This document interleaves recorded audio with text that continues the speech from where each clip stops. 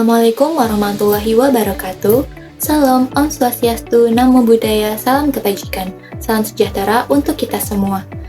Kami dari kelompok 10, kelas 04 SKP 011, untuk memenuhi tugas mata kuliah teori akuntansi, kami akan mempresentasikan materi terkait akuntansi kas.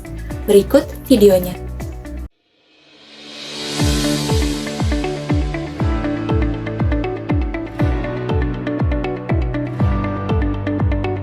Akuntansi kas adalah bidang dalam akuntansi yang fokus pada pencatatan, pengelolaan, dan pelaporan segala bentuk penerimaan dan pengeluaran kas, uang tunai atau setara kas, dalam suatu perusahaan selama periode tertentu. Tujuan akuntansi kas yaitu untuk memastikan likuiditas perusahaan tercatat akurat dan sebagai pendukung pengambilan keputusan finansial.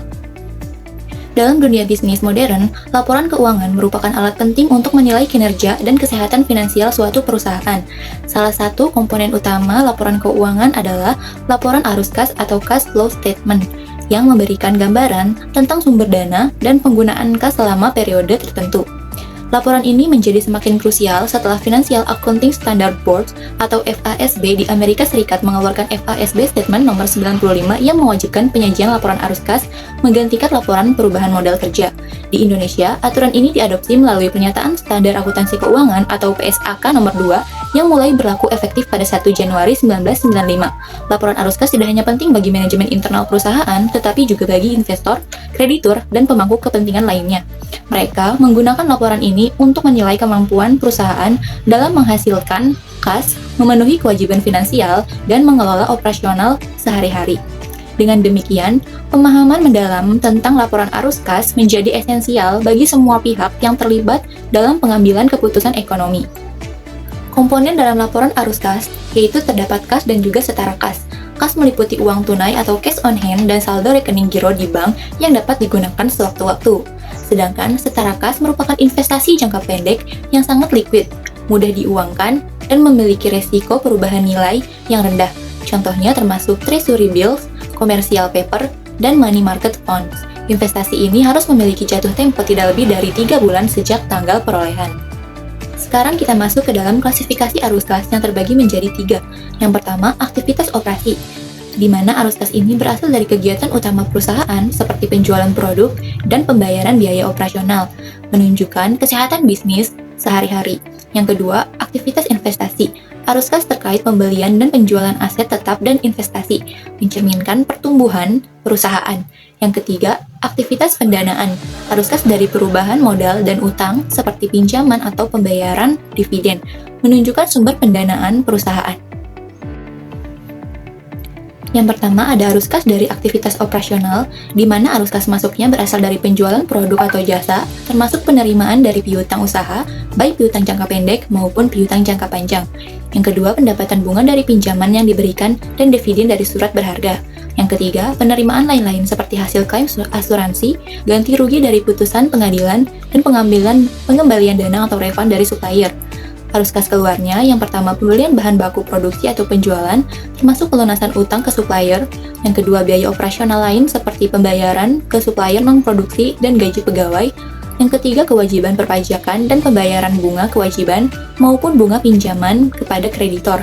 Yang keempat, pembayaran lain-lain seperti ganti rugi hukum, pengembalian dana pelanggan, dan sumbangan. Arus kas dari aktivitas investasi. Yang arus kas masuknya berasal dari 1. Penerimaan pinjaman luar baik yang baru maupun yang saham yang sudah lama. Yang kedua, penjualan saham baik saham sendiri maupun saham dalam bentuk investasi. Yang ketiga, penerimaan dari penjualan aktiva tetap dan aktiva produktif dan tetap dan tidak berwujud lainnya. Arus kas keluarnya yaitu 1. Pembayaran utang perusahaan dan pembelian kembali surat utang perusahaan. Yang kedua, pembelian saham perusahaan lain atau perusahaan sendiri. Yang ketiga, perolehan aktiva tetap dan aktiva produktif lainnya, termasuk harga pembelian dan kapital ekspenditur. Selanjutnya yaitu ada arus kas dari aktivitas pendanaan. Arus kas masuk penerimaan dan juga pengeluaran surat berharga dalam bentuk ekuitas, penerimaan dan pengeluaran obligasi, hipotek, wesel, dan pinjaman pendek lainnya, pembayaran dividen dan pembayaran bunga kepada pemilik akibat adanya surat berharga saham equity tadi. Pembayaran kembali utang yang dipinjam, pembayaran utang kepada kreditor, termasuk utang yang sudah diperpanjang. Contohnya, startup yang menerima suntikan dana dari investor ventura mencatatnya sebagai arus kas masuk pendanaan. Selanjutnya itu ada perbedaan PSAK nomor 2 dan FASB nomor 95. Diatur oleh IAI yaitu Indonesia. Fokus pada kas dan secara kas jatuh tempo kurang dari 3 bulan. Dividen pertama dari aktivitas investasi. Semua les pembiayaan sama dengan pendanaan. Wajibkan metode langsung dan tidak langsung untuk aktivitas operasi. Lebih konservatif, fokus pada likuiditas jangka pendek. Diatur oleh FASB yaitu Amerika Serikat, mencakup konsep funds termasuk modal, kerja dan aset likuid. Kurang dari 1 tahun. Dividen diterima dari aktivitas operasi. List operasional sama dengan operasi. List pembiayaan sama dengan pendanaan. Dominan metode tidak langsung. Lebih dinamis, mendukung analisis kompleks perusahaan global. Selanjutnya itu ada manfaat bagi stakeholder. Yang pertama, yaitu ada untuk investor. Menilai kemampuan perusahaan menghasilkan kas dari operasi, memprediksi potensi dividen dan pertumbuhan bisnis, serta mengidentifikasi risiko ketergantungan pada pendanaan eksternal. Yang kedua, itu ada untuk kreditur dan juga bank, mengevaluasi kemampuan bayar utang, debt servicing, menganalisis sumber pelunasan pinjaman dari operasi atau investasi, dan mendeteksi masalah likuiditas sebelum terjadinya gagal bayar. Yang ketiga, yaitu ada untuk pemasok dan juga mitra, menjamin kelancaran pembayaran tagihan dan menilai stabilitas finansial sebelum kerjasama jangka panjang. Yang keempat, yaitu ada untuk pemerintah dan juga regulator, memverifikasi kepatuhan pajak, yaitu arus kas operasi dengan laba dilaporkan, dan juga memantau kesehatan sektor industri untuk kebijakan ekonomi. Kesimpulannya, laporan arus kas adalah laporan keuangan penting yang mencatat semua aliran kas masuk dan keluar perusahaan dari 3 aktivitas utama, yaitu operasi, investasi, dan juga pendanaan.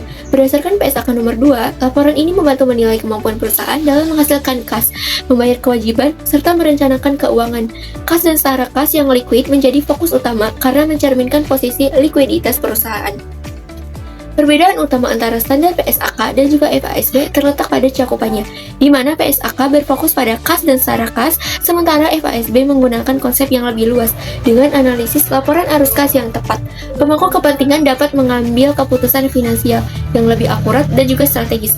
Laporan ini tidak hanya memenuhi kewajiban akuntansi, tetapi juga menjadi alat kritis dalam mengevaluasi kesehatan keuangan perusahaan. Sekian presentasi dari kelompok kami, kurang lebihnya kami mohon maaf. Wassalamualaikum warahmatullahi wabarakatuh.